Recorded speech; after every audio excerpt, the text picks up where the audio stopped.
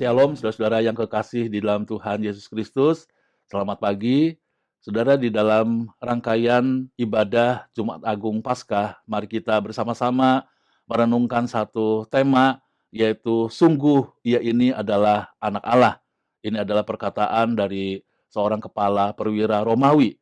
Saudara, kita akan melihat di dalam Matius pasal 27 ayat 54.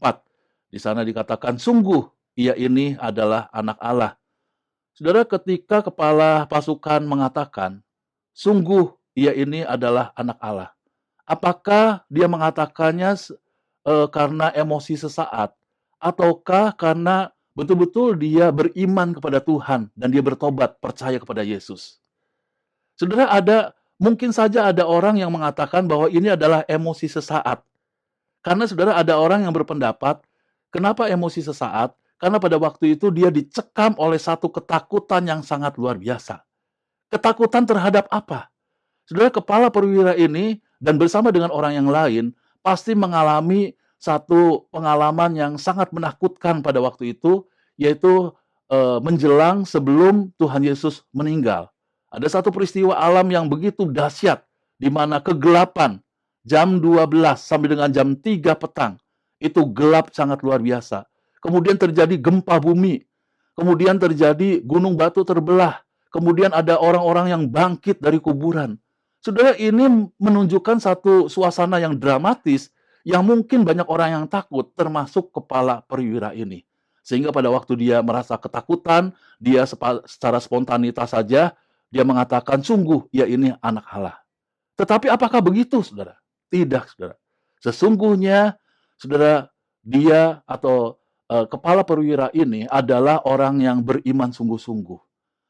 Saudara, dari mana istilah anak Allah ini dia dapatkan? Karena saudara, dia adalah orang Romawi.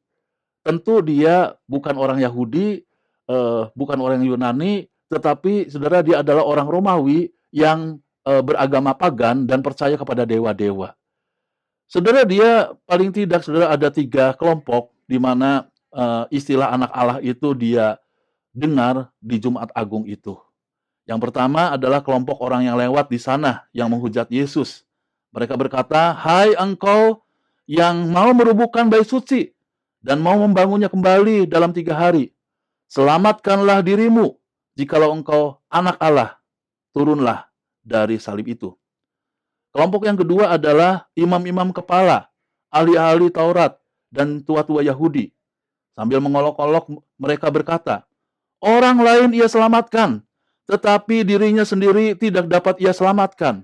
Ia Raja Israel, baiklah ia turun dari salib itu, dan kami akan percaya kepadanya. Ia menaruh harapannya kepada Allah, baiklah Allah menyelamatkan dia, jikalau Allah berkenan kepadanya. Karena ia telah berkata, aku adalah anak Allah. Jadi Yesus pernah menyatakan bahwa dia adalah anak Allah, tetapi diresponi secara negatif dan menjadi olok-olok dan penghinaan dari imam-imam kepala, ahli-ahli Taurat, dan tua-tua Yahudi.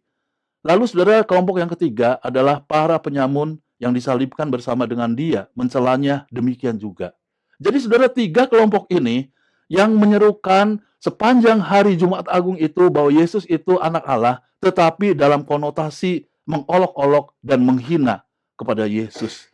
Namun demikian saudara, kita melihat bahwa olok-olok itu diubahkan oleh Tuhan untuk menjadi kepercayaan, ya, untuk menjadi iman bagi perwira tersebut.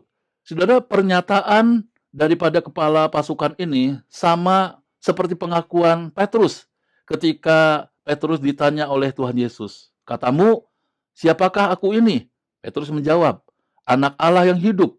Yesus berkata, bukan manusia yang menyatakan itu kepadamu, melainkan Bapakku yang di sorga. Kepala pasukan itu tentunya memiliki iman yang sama besarnya dengan Petrus. Jika kesaksian Petrus tentang Yesus sebagai anak Allah yang hidup berasal dari iluminasi Bapa, maka kesaksian kepala pasukan tersebut pasti juga dari sumber yang sama. Oleh sebab itu, sebagai penerapannya, saudara, jangan pernah lelah bersaksi tentang Kristus. Hati yang keras seperti kepala pasukan pun pada akhirnya bertobat. Karena ada Roh Kudus yang mendahului sebelum seseorang bertobat. Ada iluminasi Bapa yang membukakan orang tersebut, sehingga orang tersebut menjadi terbuka dan menjadi percaya.